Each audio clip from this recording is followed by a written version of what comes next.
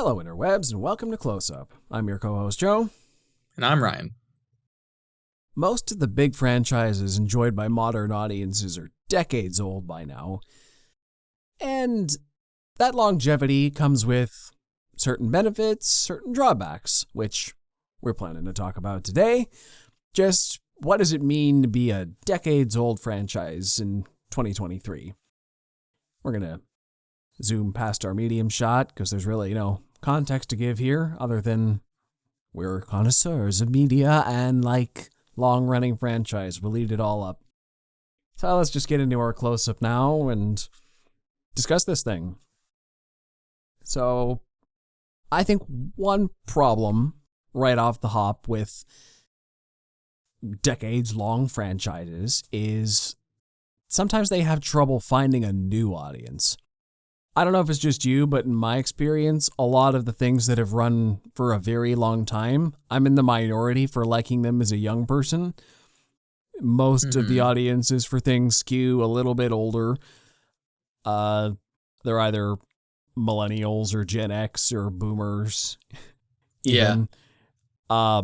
Anyone older than that doesn't seem to be a fan of anything long-term, in my experience. Because I guess in the 20s and 30s, they didn't have things with as much staying power. Not as much. But,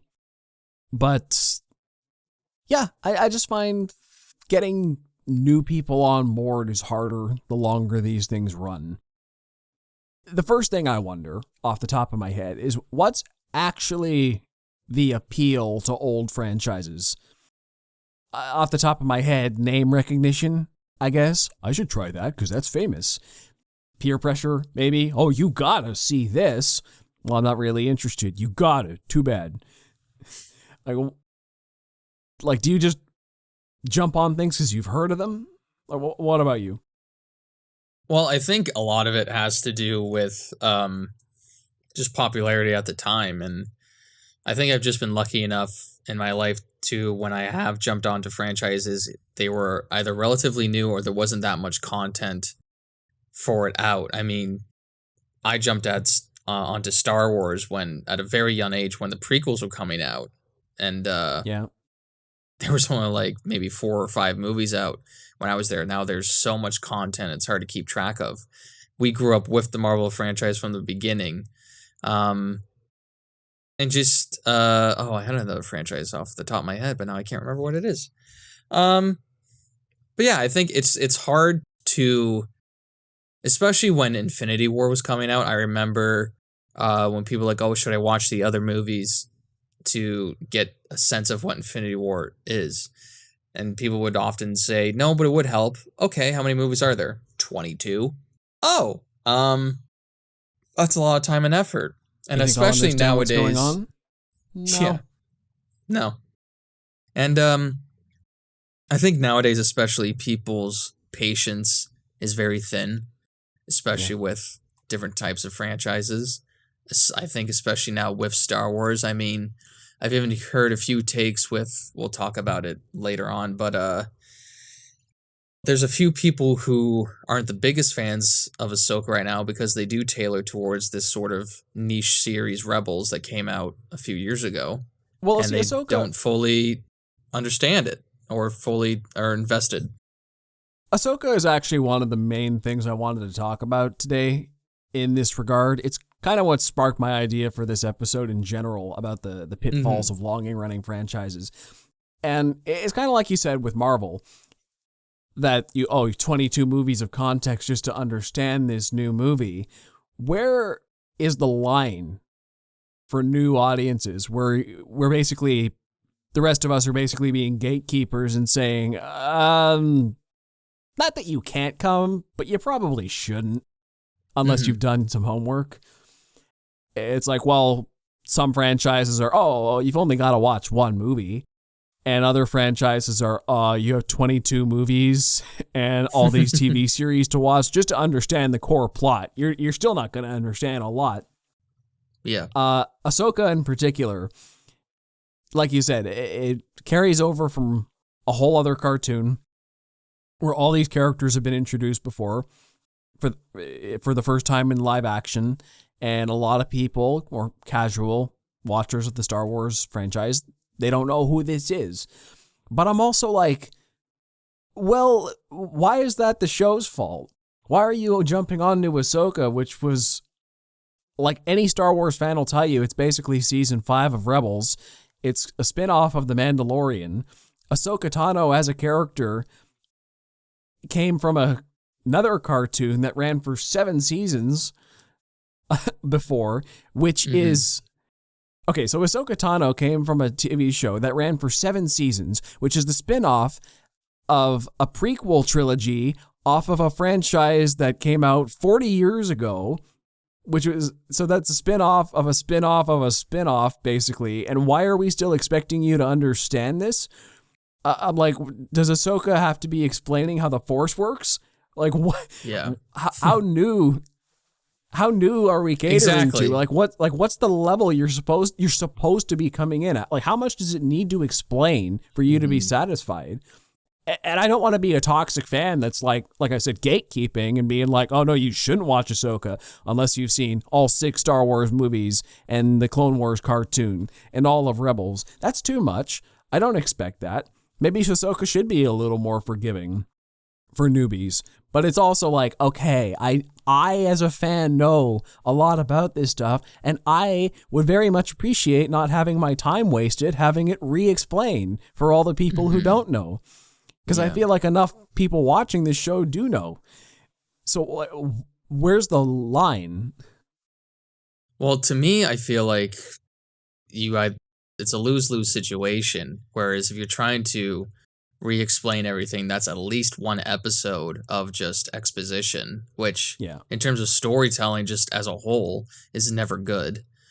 But if you don't tailor to some new audiences, then you do sort of lose that. But I also think some of the casual Star Wars fans who are a little upset that they didn't do the homework or couldn't do the homework because there was so much about it, I think they're just kind of complaining for the sense of complaining, and they're just upset that this is for a very niche audience of the Star Wars fan base, and it's tailored towards them. And sorry, I got to pay attention. I can't just coast through this. You actually have to listen to understand what's happening for context. Exactly. I mean, when have we ever seen something that was made specifically for an animated universe from an established franchise brought into live action years later? You don't see that. You don't see that happening. And I'm sorry that you're lost in the dark, but maybe you should have given animation a chance. I don't understand the appeal for something like Ahsoka, though, to people who haven't done their homework. I'm like, how many people are watching Ahsoka off her brief appearances in Mandalorian?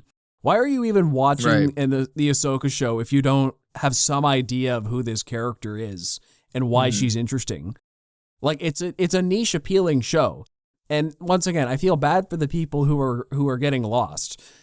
But also, I just don't understand what drew them to this show in the first place and why they I think it's just kind of like a brand loyalty thing. I think that's what it is. Like, they have to consume everything that, that comes out in live action because they feel like it's important. It's the same thing with Marvel fans. It's sort of the same thing with DC fans as well. Yeah, but at least that kind of brand loyalty, those people who are so hardcore tend to know what they're talking about and watching, even if they don't.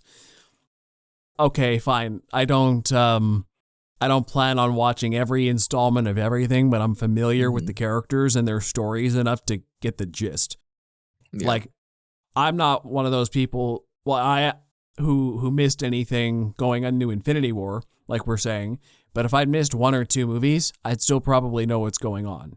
Because, I'm loyal enough to have gotten the gist. You don't need to be 100% to get some stuff, but you still got to know.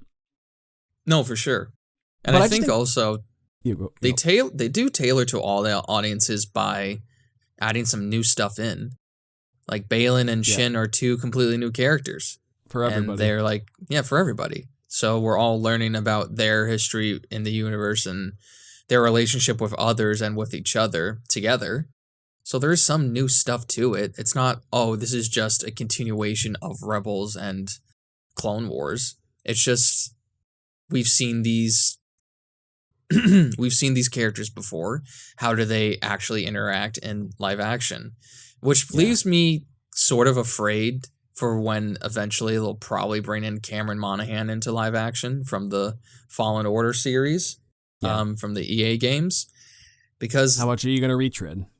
Yeah, how much are you going to retread? How powerful is Cal going to be in live action? Because he's a video game character. He's a bit overpowered. There's a reason they haven't brought back Starkiller from The Force Unleashed, because he's a powerhouse.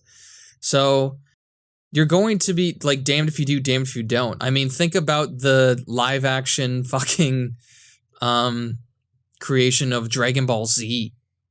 You know what I mean? Where they tried to tailor to new fans and they pissed off diehard fans in the process because of how much they fucked up. Another example I think of when it comes to stuff like that is DC's New 52 movement in 2011. Oh my God. Which, see, this is one of the things I can speak to from the other side, because I'd never read comics before. I was familiar with DC through their cartoons and their movies, the Nolan Batman movies, the Bruce Timm cartoons, that kind of stuff. But I never actually read the comics before. And the New 52, controversial though it seemed, was my jumping on point to DC Comics. That's where I finally felt comfortable enough to say, you know what? They're getting rid of all the decades of continuity and freeing things up so that new readers like me can hop on and not be confused. Because, like issue number 1, here's a jumping off point. This makes total sense. And I understand that movement, it messed up a lot. It pissed off long-term readers to the point where they lost a lot of their old guard who'd been reading comics for decades because they felt alienated. Like, oh, you just scrapped all the stories I was invested in to cater to new readers. And then they didn't keep many of the new readers either. A lot of them tried it out and like me, were like, oh, this is a good space to come on. And then they didn't stick with it. So you lost the new readership you were catering to. You pissed off the old fans. And suddenly the comics were selling worse than ever. Even though they had a brief spike in, like a massive boost in sales when it first started, because everyone was curious to see what they do. And then it dropped off worse than ever pretty quickly. And they needed to course correct. They kept to their credit, they kept the New 52, or detriment, I don't know, but they kept the New 52 going for a very long time, years after that, before they finally retconned it in about 2016. So they did about 5 years before they kind of went back to basics. But the point is, like, from my experience, franchises do have to provide jumping on points for readers or whoever's watching, consumers. But what's the point? What's that fine balance between getting new people on and alienating old people? Because in the experience of the New 52, it was not worth it for DC, history would say, because it's the older folks who grew up reading comics when comics were a thing. Our generation, not so much. Maybe they'll read digital, like they know the characters more through adaptation. They don't read the source material, the comic books. So the people who actually read comic books, you drove them out with all these reboots and changing the characters to update them for modern audiences. But the problem is those modern audiences don't exist. They're not reading them. So who is this for? You're just updating for updating it and changing things. Like, you're catering to the wrong audience is the problem. You got to cater to people who were there before. Because you're not getting new people. These long-running franchises are they're kind of in a loop. They act like they gotta get new people, but these people don't stick around. Right.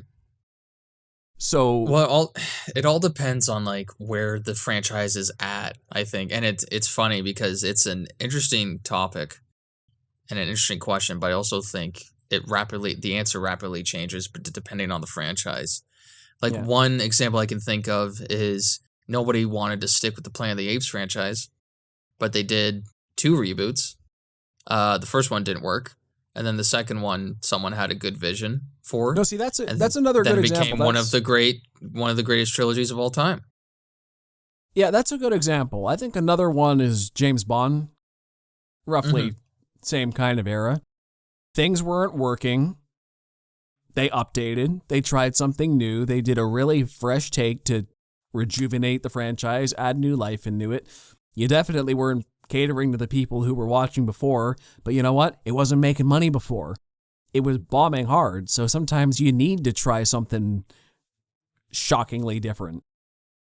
And sometimes it's a colossal failure. Other times it keeps you going a little longer.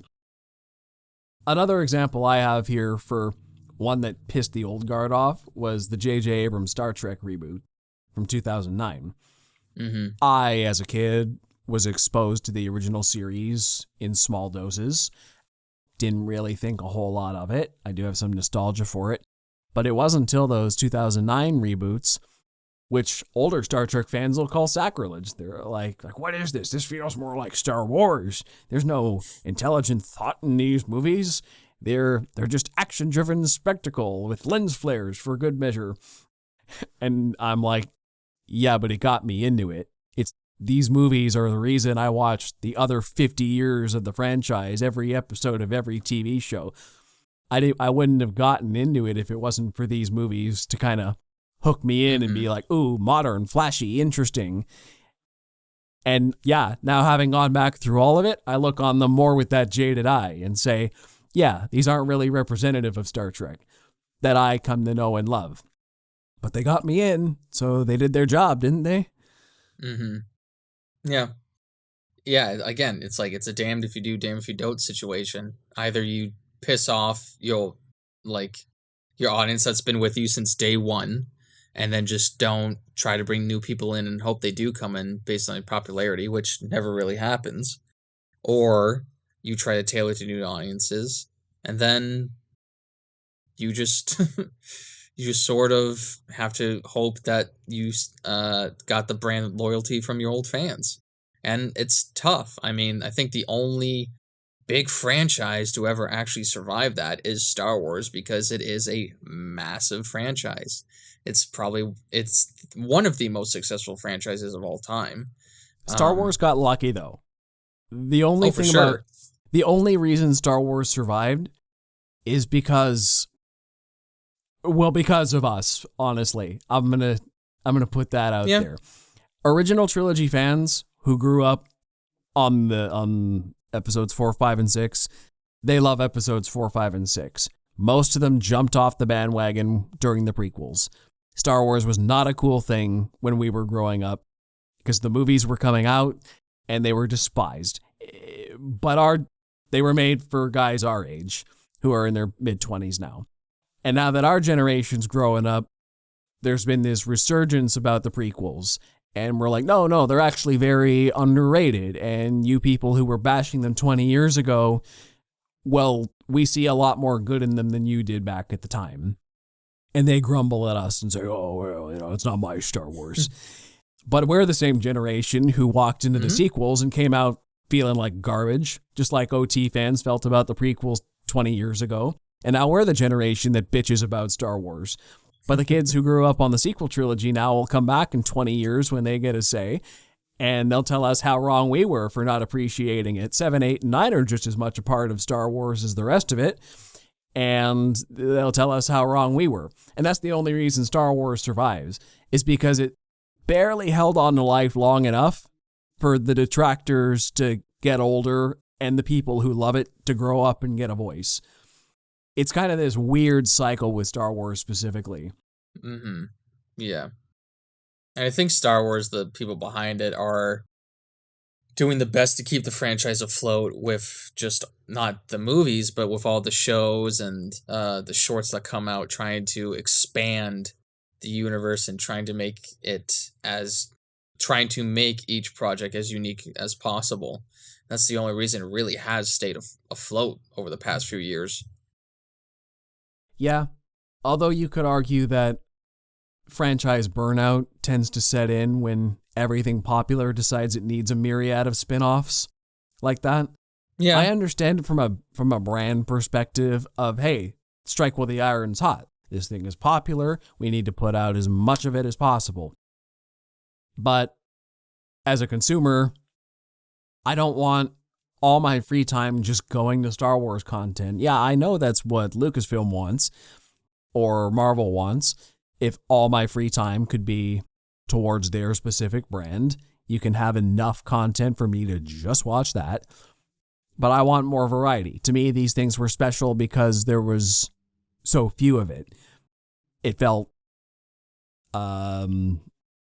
like a small group of creatives was trying to do something artistic and special. And if that was successful, they did more. And sometimes that was a little less artistic, but it was still the product of a couple minds who wanted to share their stories. Now it feels more, okay, well, we'll just throw anything out there and some stuff sticks, some stuff doesn't. Some is legitimately good. Others is just content to fill up the streaming service. And I don't think they really care one way or the other. No, they really don't. As long as the money rolls in. Yeah. But you could also argue that spin-offs are good because it exposes you to more things, especially for things like Marvel, that you're adapting different characters from decades of history for the first time. So to see, I don't know, what was a spin-off? Okay, WandaVision. It's one of my favorite things to come out of the MCU ever.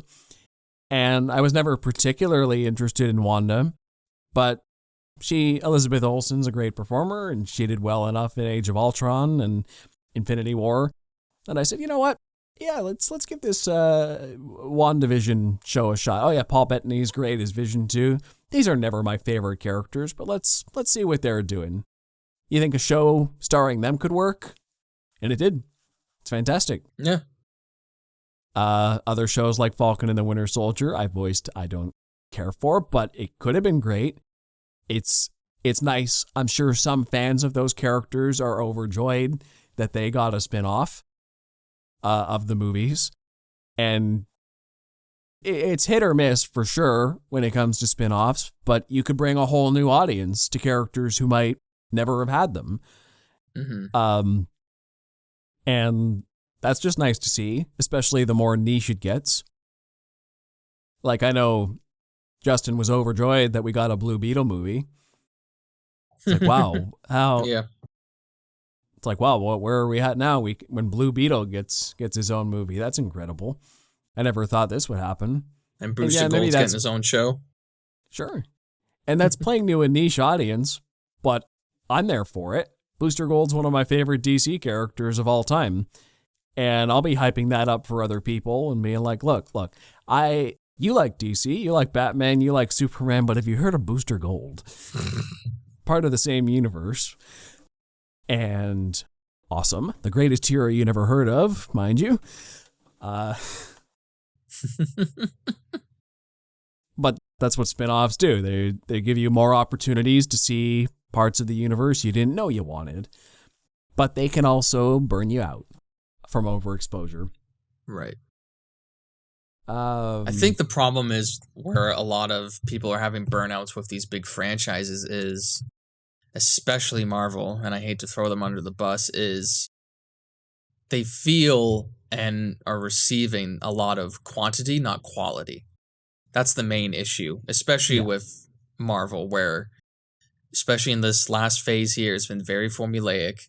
It hasn't really been a lot of artists trying to make anything special and unique. I mean, I've seen some takes where people believe like Thor Ragnarok and Love and Thunder is the same because of the comedy is the same. It's just Taika Waititi turned up to 11, but part of me still doesn't believe that as well. And it just doesn't feel like a director directing a movie or a creative person like telling their story. It feels like the She-Hulk joke with Kevin Feige being an AI robot, just turn out the same story. Yeah. Here's a good example of a good Marvel spinoff. Season 2 of Daredevil introduced the Punisher. He was really only in a couple episodes, but made such an impression. Oh, we get a Punisher show. And that was really good too. And like, that feels more organic. Hey, here's a character who was in an already great show. that drummed up enough interest that people actually wanted to see spin-off. So maybe spin-off should be driven more by fan demand. But then again, sometimes you get spin-off, but that's not always a great idea either, because sometimes you would not get spin-offs like Frasier. I don't think anyone was, after 10 years of Cheers, 11 even, I don't think anyone was clamoring for a Frasier Crane spin-off. He was just the smart guy who hung out at the bar. Oh, what do you know? His spin-off had enough legs to go for another 10 years, and now that's getting a reboot too coming up. Who would have thought? And I don't think, like I said, nobody was asking for that, but somebody saw potential in that, and they said, you know what, I think we could do a series based on this. And it's still going today, in some form. Mm-hmm. So spin-offs can be just as successful, if not more successful than the original. Because, once again, we're getting a Frasier reboot. Nobody's looking to reboot Cheers. That was the original show. Nobody talks about it anymore, but Frasier's still just as popular today. Yeah, it's very interesting. I mean, it's hard for, I think, studios to realize what's popular or not, because, you have your core audience, of course, and they're going to be the biggest outcriers, but, does the vast majority of the audience care about this? Like, I honestly don't believe that people cared about that 70s show reboot. Like, it got, the only traction I think it got was seeing the original cast come back, except for the one guy who's in jail now. Yeah, it's nostalgia bait.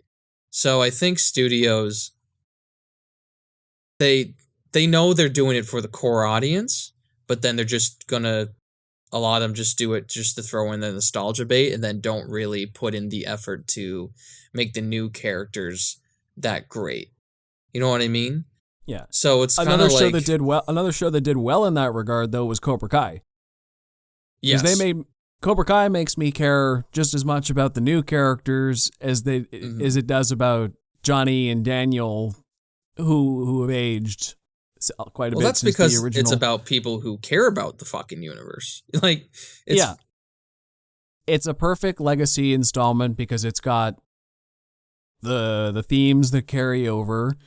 But it's also not beholden to the past. That's kind of the whole point, was Johnny was so stuck in the past, he burnt out and could never move on from that one time in high school that he could have been something. And he has to pick himself back up and look forward. So, but once again, that's another series that's like, nobody asked for Cobra Kai. People thought that was a stupid idea. It's like, oh, well, this is a novelty at best. But then someone with actual vision behind it figured out how to make it work. Mm-hmm. And the franchise is like fresher than ever. Who knew Karate Kid could still be relevant? Yeah. In the 2020s. There's no right answer here. I mean, it's like, it's a tough decision on whether or not you want to reboot or something, because it's just so tough. It's like you're gonna have hits and misses. I mean, there can be successful reboots, and there could be very terrible reboots as well. It's just it's so tough. But as long as you have people behind it who are actually passionate about the project and passionate about the characters and the story behind it, they've loved it since they were a kid, you're gonna have amazing products. I mean, look at Andor. Andor is a type of show that you could put in any universe. Like, you don't even have to say the word lightsaber in Andor. I don't think they do. And it just works. But people love Star Wars making that. So they put it in the Star Wars universe, and they just made it a phenomenal written show. But I think Andor also works because it wouldn't have worked as well without the Star Wars brand that built itself up on rebellion, crushing the oppressors. And like, it plays well not just as its own show, but into the general themes of the franchise too. It's a good continuation of the Star Wars brand, as well as being a great work of art in its own right. And that's why Andor works. You could take it out of the Star Wars universe, but it means so much more that it's in that universe. Right. Yeah, I hear what you're saying. I hear what you're saying. But But sometimes based on- things just work. Like some Yeah. shows just work right off the bat. Like Game of Thrones worked right off the bat. Sopranos worked right off the bat. Breaking Bad worked right off the bat. Walking Dead worked right off the bat. And yes, those Walking Dead and Game of Thrones came from books and graphic novels. That's a very niche audience. Not a lot of people read nowadays. So it's Yeah. hard to get something to work off the ground. But if you put something ahead of the show like HBO or AMC, people will tend to watch it. That's true. But based on going off of that idea of good legacy continuations, I think this is more true more often, is that franchises hollow out and lose the original intention behind them. They exist just to exist and coast off name recognition alone. And oftentimes that happens because original writers and actors leave, or the creator, they sell off their rights or die. And sometimes they'll return, but passings of the torch tend to be, I think, more missed than hit a lot of times. You'll get a Dave Filoni or a Tony Gilroy every so often who understands what made the franchise work.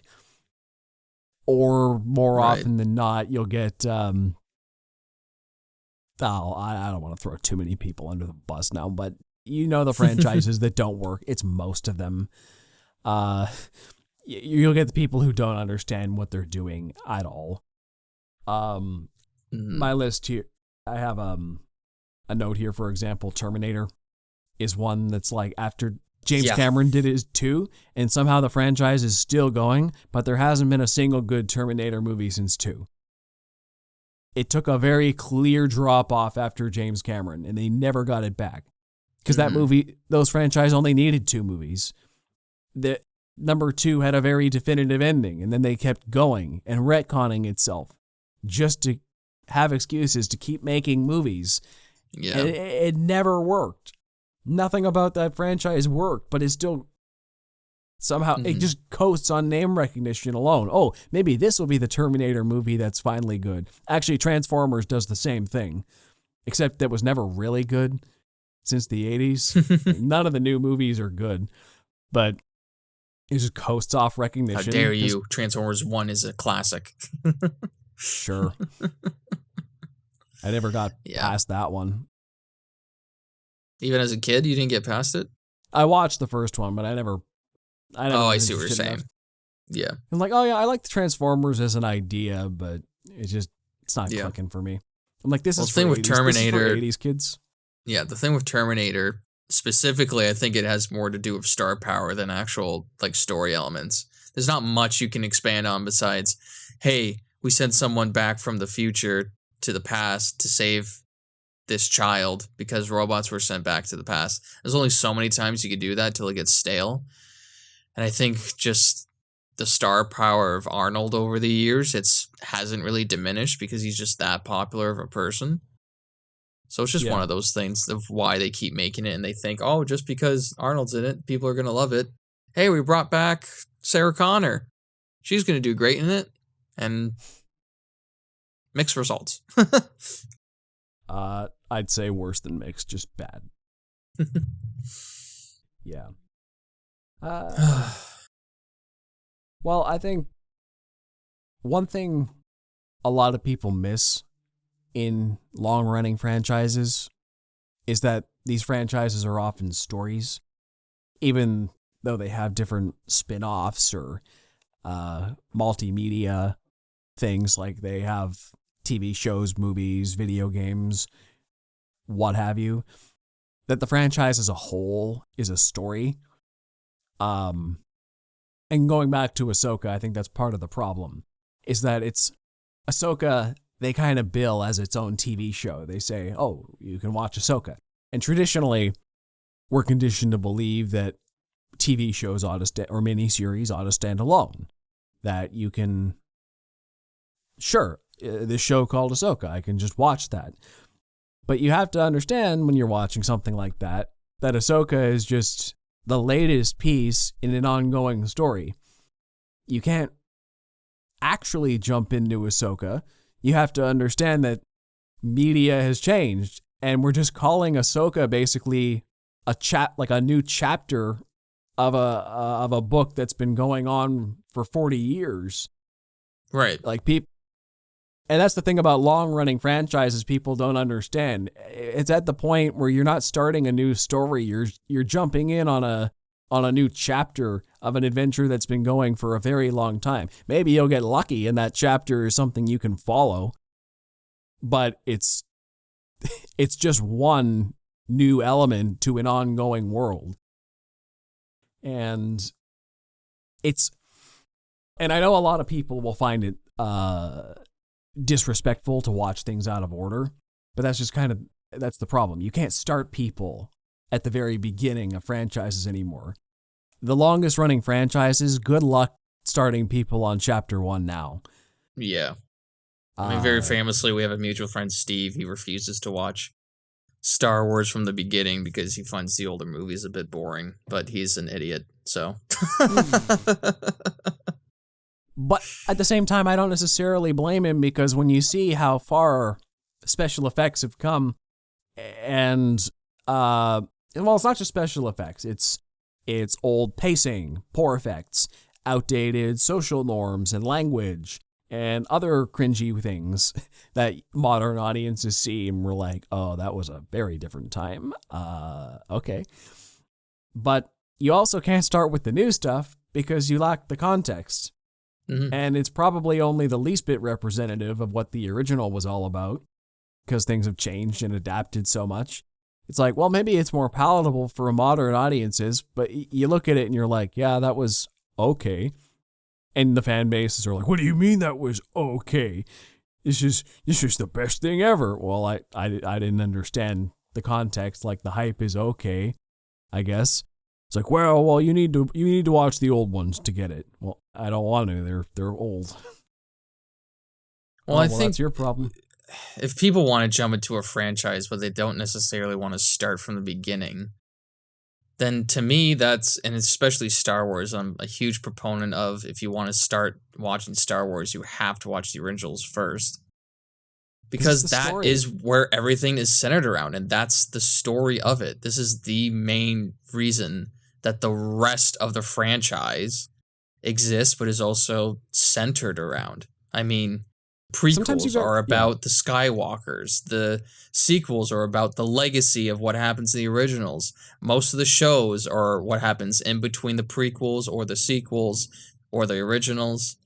And it's just, if you don't want to watch it, then I'm sorry, you're going to miss a lot of context, or just stay away from Star Wars then.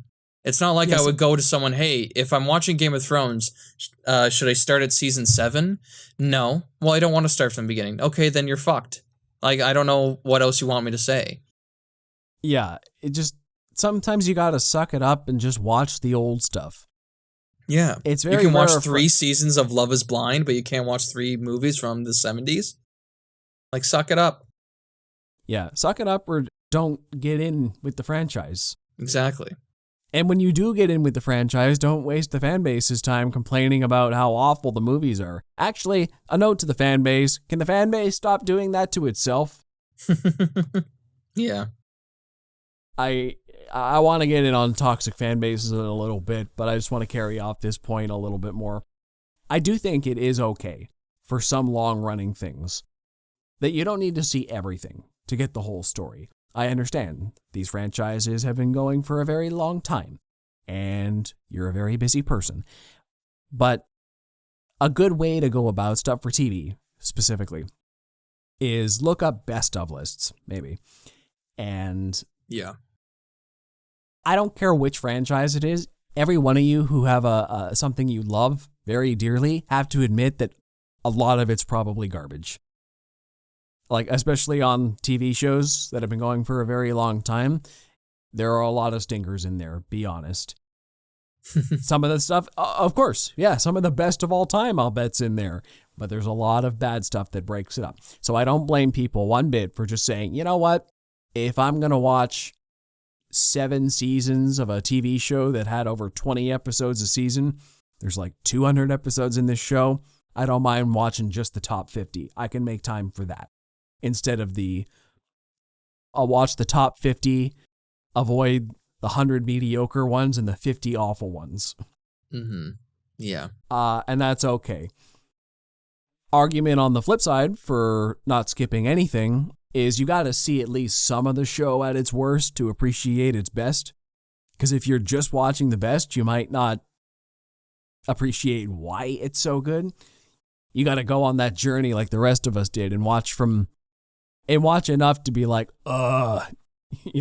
sit through some of the worst. To be a real fan, I think you have to have seen at least some of the worst stuff. Yeah.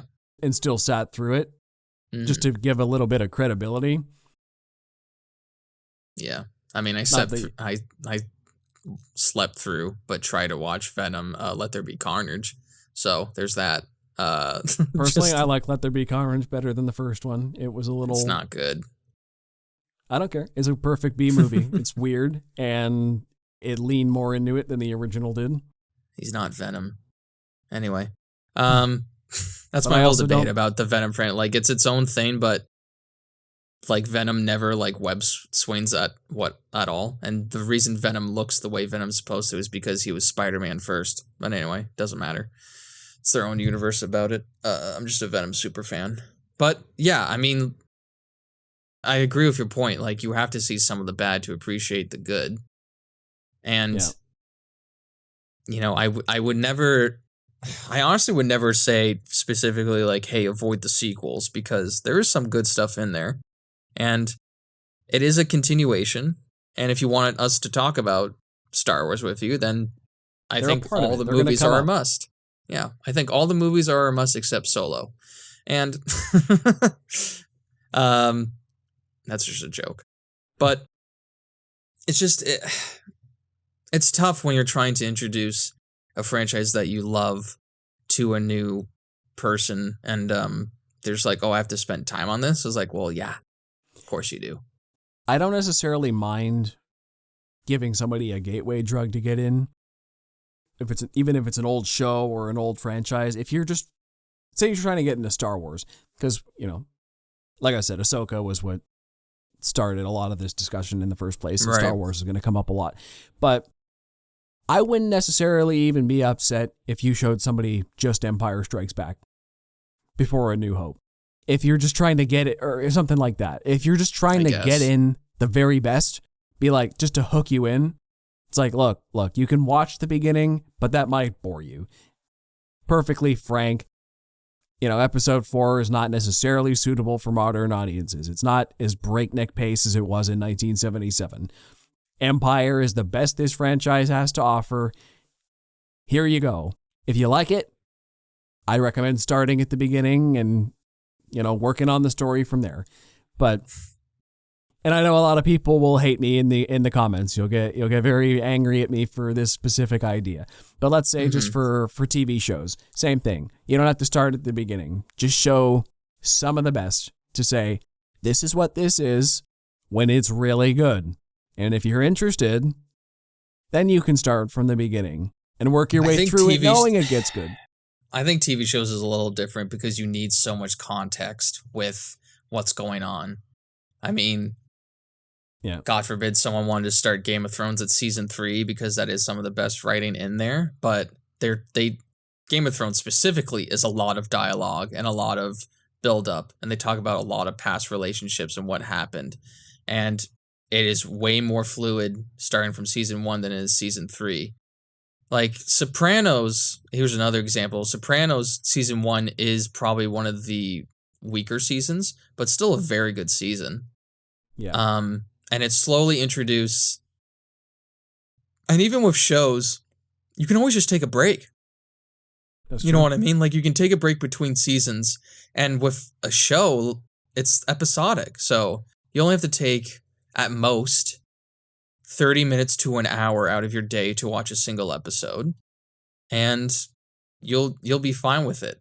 I think you will be okay. You will find the time out of your busy schedule to watch an entire show. Unless you're like us and psychotic and binge through a lot of shit. Oh, I don't binge. I do that one episode a day at a time thing, and it just adds up. Well, whatever. All right. How many shows are on my leisure list? Just saying. I get through a lot that way.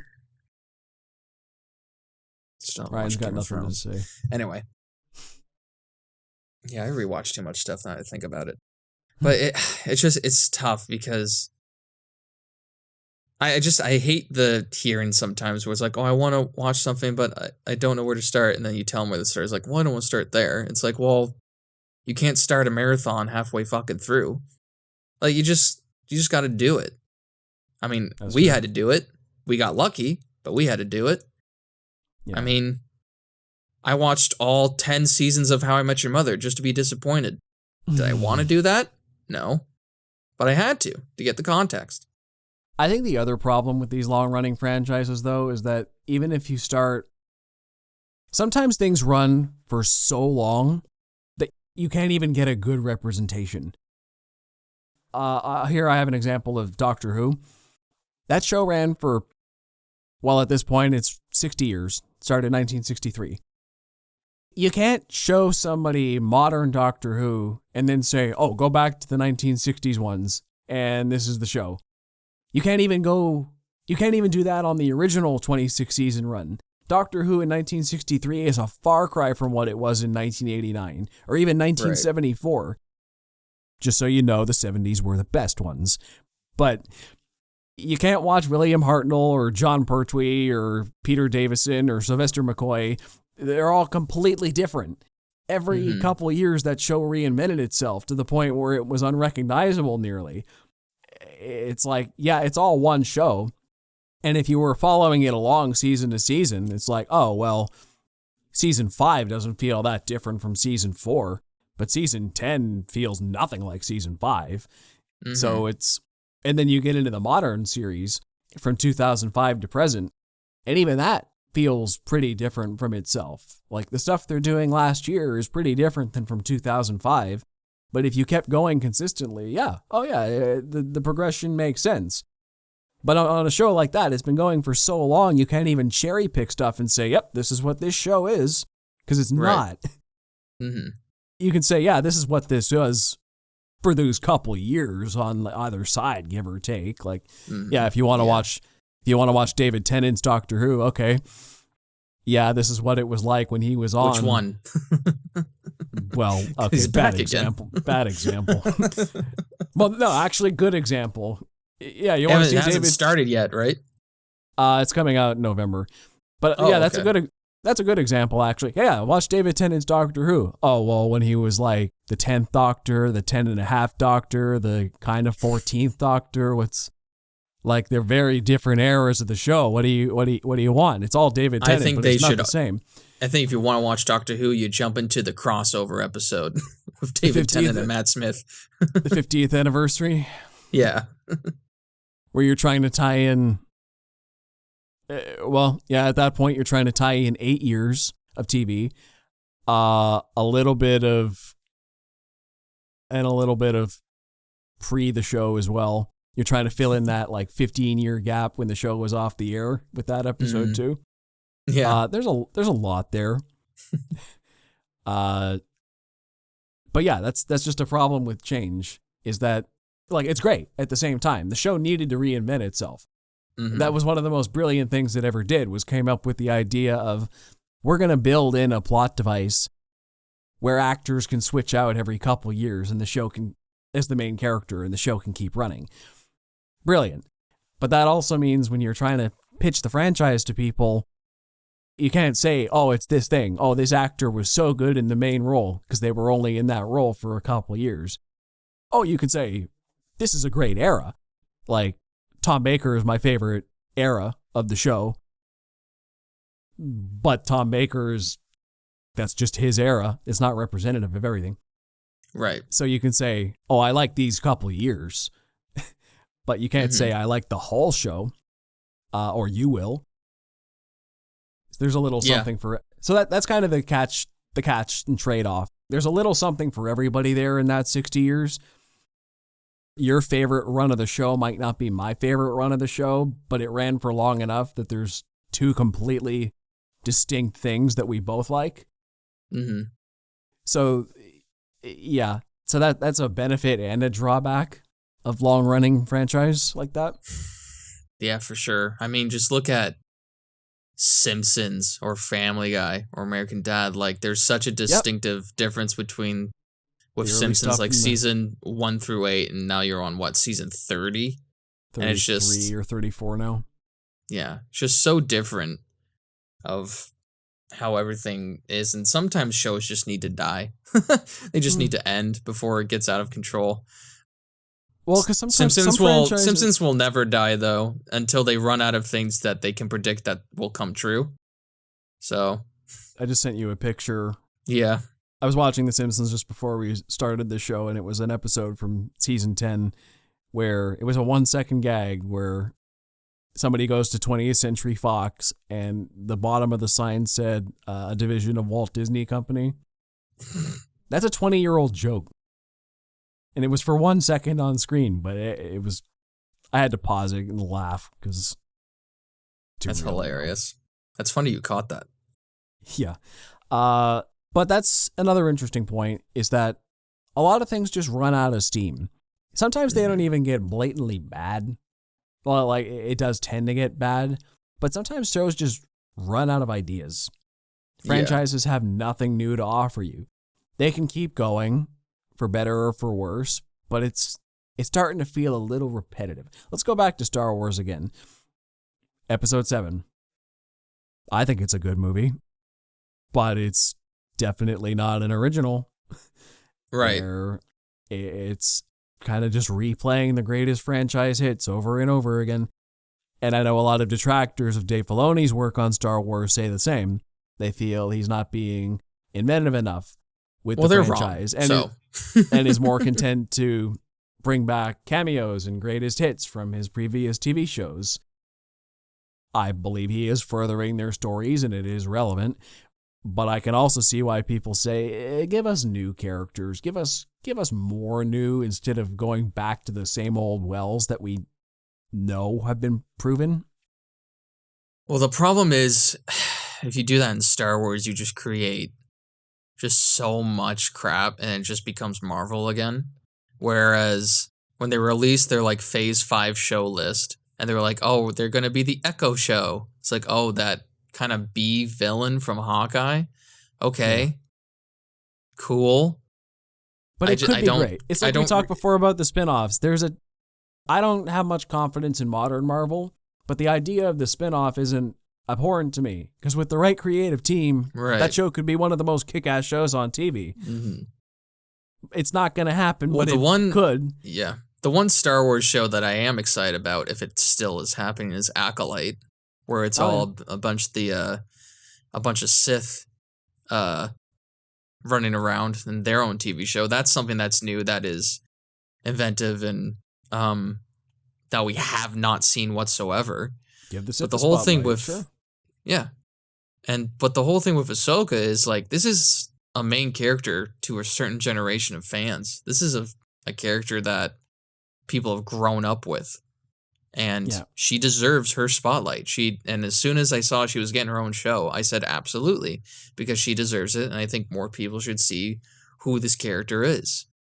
Yeah. And, for people to be like, well, Dave Filoni's just doing cameos from his old work. What the fuck do you think George Lucas did for the time he was in Star Wars? That's all he did.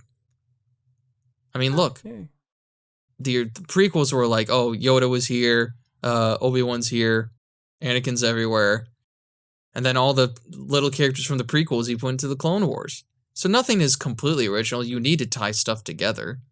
And as soon as you put something else into Star Wars, they're like, okay, where were they during Order 66? Where were they during the Rise of the Empire? Where were they during the Battle of Yavin? And you have to be very careful with how they do those things. Once again, it's kind of a balancing act.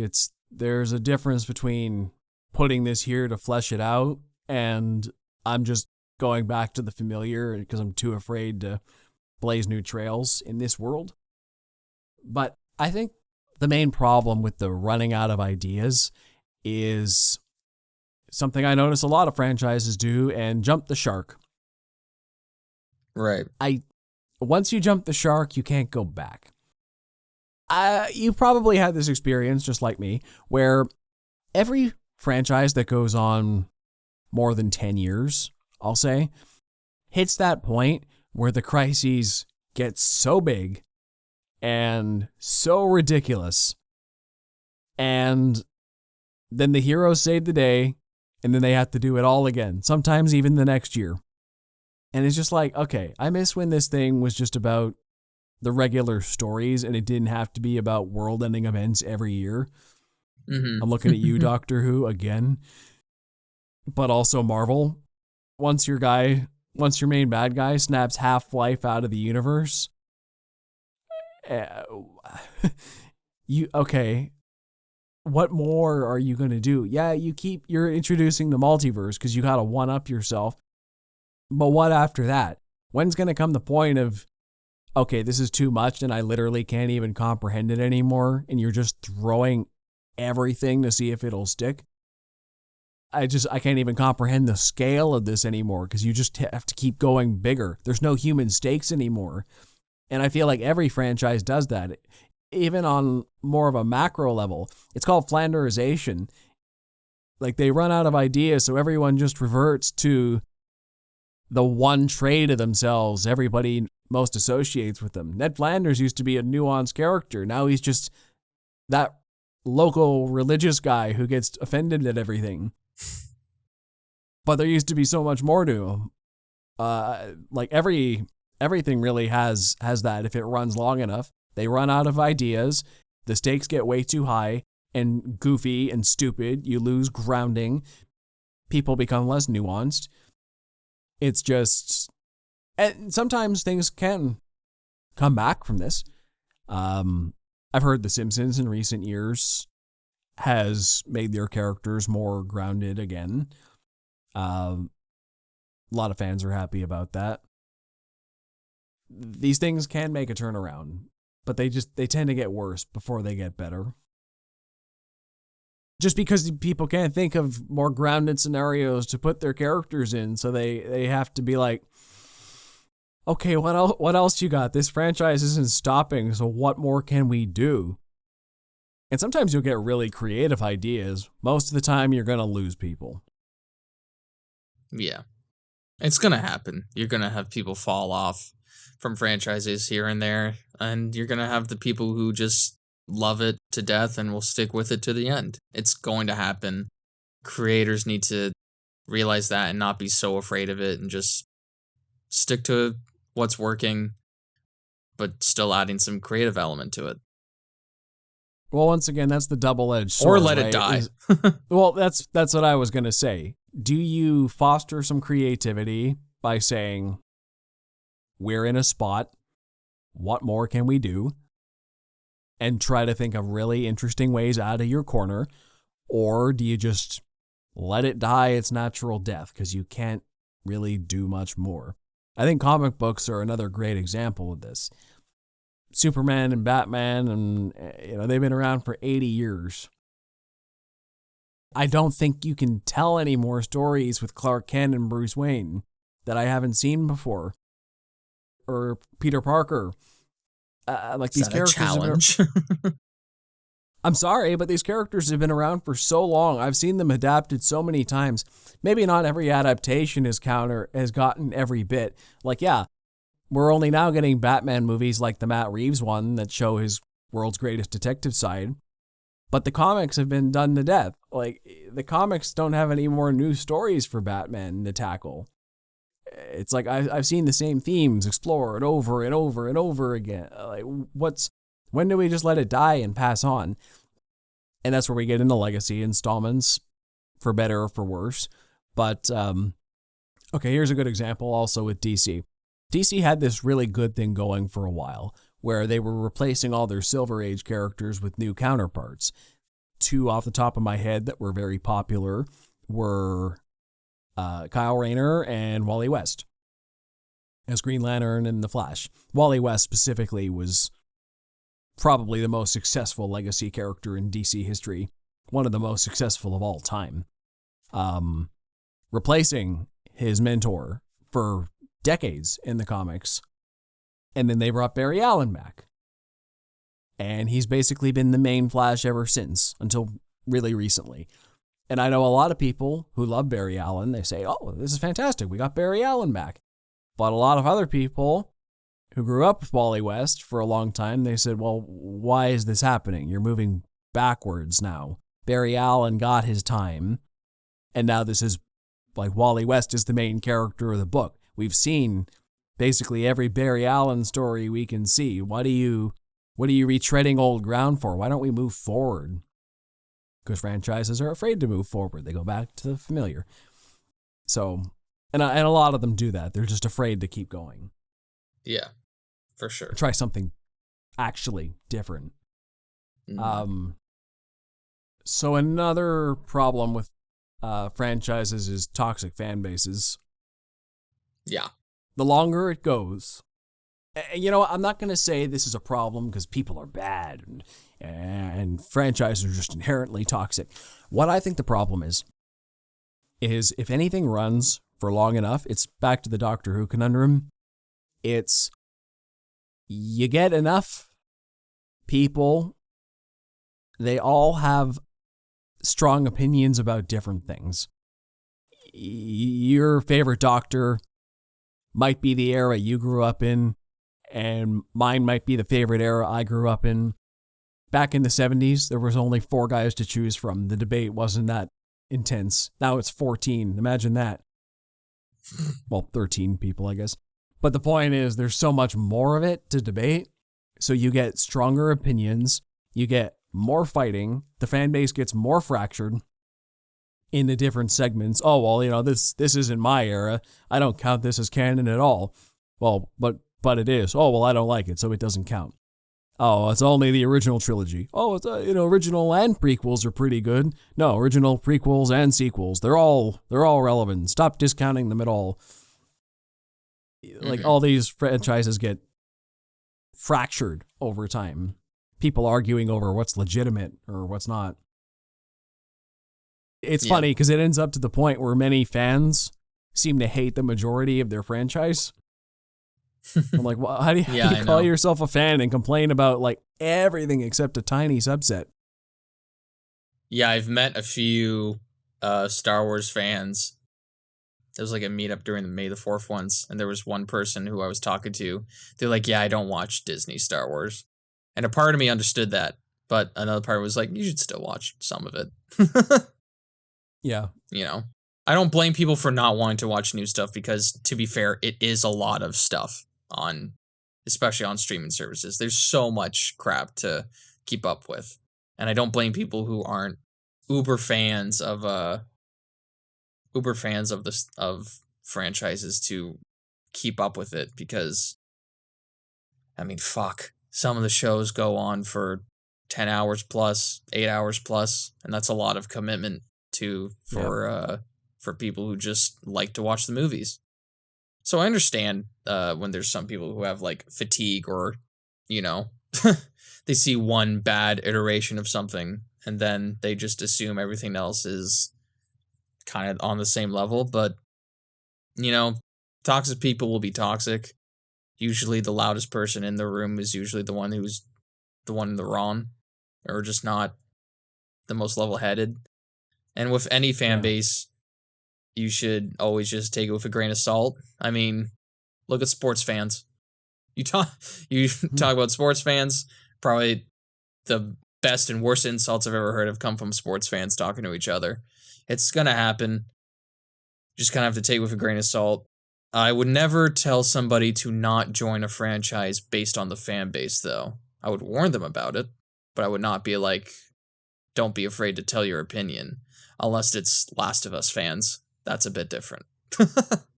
Well, see, that's the problem with a toxic fan base, though, is that when you're getting into something new, let's say you got past that hurdle we talked about earlier and you actually found a good gateway into the franchise.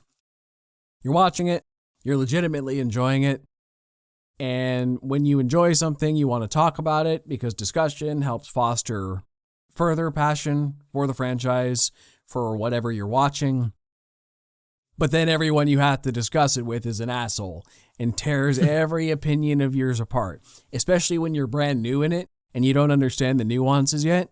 You didn't understand that the post you made about your favorite episode was the least liked episode in the whole series? Yeah. and you get ripped to shreds on that. Like, oh no, you're an idiot for liking that. What are you talking about? Like, oh well, I'm new. I didn't realize it was I didn't realize this was a hot take. Sorry. But yeah, so that's the big problem, and that doesn't help foster more growth. Why do I want to keep watching this thing and discuss it on a deeper level as art when my experiences were bad in that regard? It doesn't help people want to be fans of things. I hear you. Again, but I think people should realize there's going to be toxic people wherever you go. And as soon as you give your opinion on something, the people who disagree with you are going to be just absolutely harsh. And that's also has to do with just where we are at now in society because of the internet. It's given everybody a voice, and a lot of those voices are pretty mean. So it doesn't help a lot. But hey, as soon as you are able to get past all the crap and really enjoy the franchise for what it actually is, then that's what a true fan is.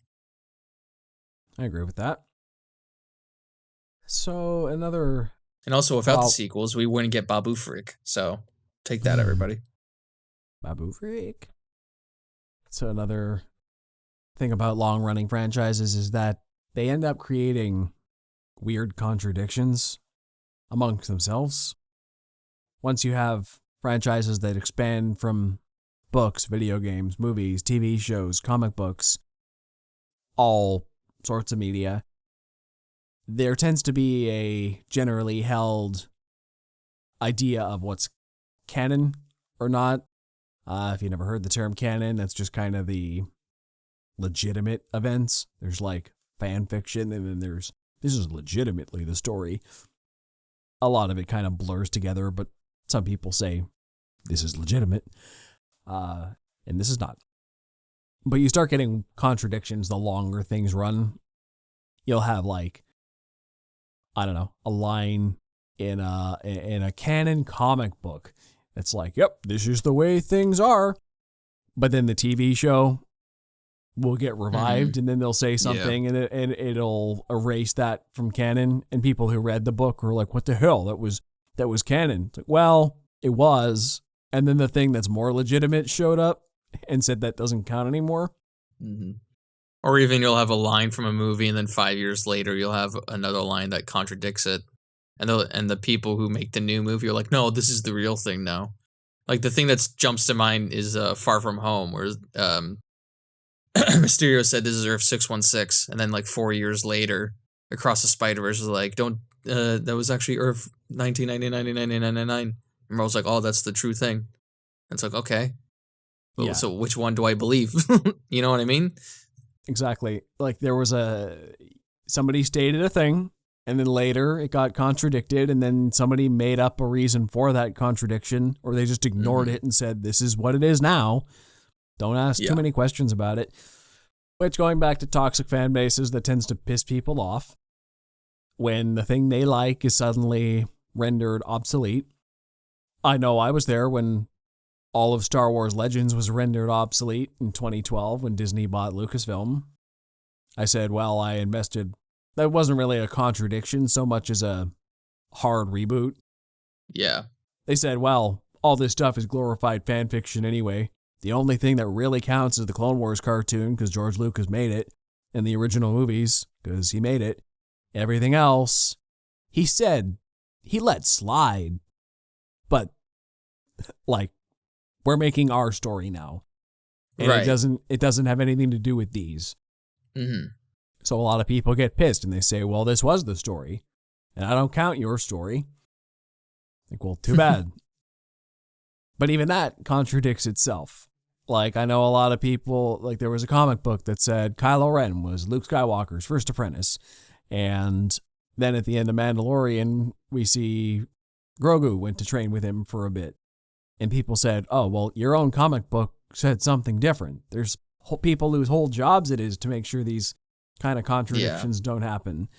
So stuff happens. You can't keep track of every single line or action in media. The bigger a franchise is, the longer running it is, you're gonna screw up eventually. And then your brain's gonna break. Yeah. Or fan theories will arise about why there was a contradiction, or some writer will make a reason for the contradiction to exist. Yeah. And then Kathleen Kennedy has to make a press conference and then explain everything, but not answer anything at the same time. And she'll just say it's the fans' fault somehow. You sexist piece of shit. Anyway, we were just asking what planet they're on. Yeah. Jeez. So I think my favorite thing about long-running franchises, to end on a more positive note, is the history behind them. It's just, one example I have here is I watch not that often anymore, but I watched a soap opera for a while, General Hospital, and I started it in around 2013. So I've been watching on and off for 10 years now, and soap operas are daily, like Monday to Friday, a new episode every single day.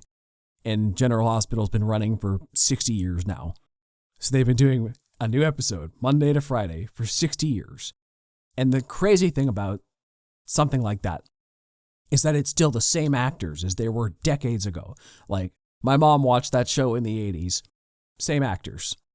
My grandmother watched that show in the 60s and 70s, still some of the same actors, playing the same characters in an ongoing continuity that's never been rebooted.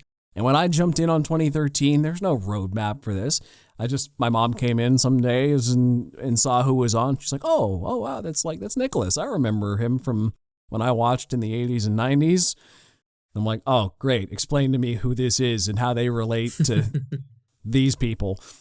And then my grandmother's like, oh, that's Monica. I remember her from the 70s. Like, oh, great. Explain to me what's happening here, because you gather a lot just watching, but sometimes it's like, that was a fun experience, just kind of being thrown in the deep end on this show that had a 60-year history, and I've just got to figure it out. And it's still going, and it's been going for 60 years with or without you. You drop in, you drop out, but the thing keeps going, and it's got all this history. My favorite thing about that, though, is that when they, like in a random episode, when a character says, oh yeah, just like the time you did this to me back in the 80s, it was an actual thing. Like, everything they reference actually happened at some point in the history. Like, oh, this happened all the way back in 1966. It almost definitely did. And someone was alive to see that. And they can say, oh yeah, I actually remember that 60 years ago. So that's kind of a living history, for example, but you have your comic books, movies, what have you. Anything that runs for long enough is kind of a living history that the story continues, whether through contradictions or jumping the shark or even coming back down from it or changing actors or creators. It all kind of ties in to this great web of history, and some of it is good, some of it's garbage, but just as a fan, it's fun to navigate that web and say, all these things are part of my franchise. It existed before me. It's probably going to exist long after me. I'm here for this period of it, for better or for worse. I can enjoy some stuff before, maybe I'll enjoy some stuff after, but it's kind of a living thing that's beyond me in a way, and that's just kind of fun to step in while you're there and enjoy it while you can. So that's the nice thing about franchises that run for a long time. Yeah, well said. Yeah, that's about all I gotta say on this. Yeah. Well, you can find me at Ryan Walker Official on YouTube, TikTok, and on Instagram. You can find me on Instagram, TikTok, and Facebook at ThoughtPlay Media. Also, check out the Close Up with Ryan and Joe Facebook page for latest updates on the show. If you listen to us in audio, check out our YouTube channel. And if you're on YouTube, find us anywhere you get your favorite podcasts. We hope to see you on the next Close Up with Ryan and Joe. Till next time. Take care. And may our franchise live strong for decades. until they recast us.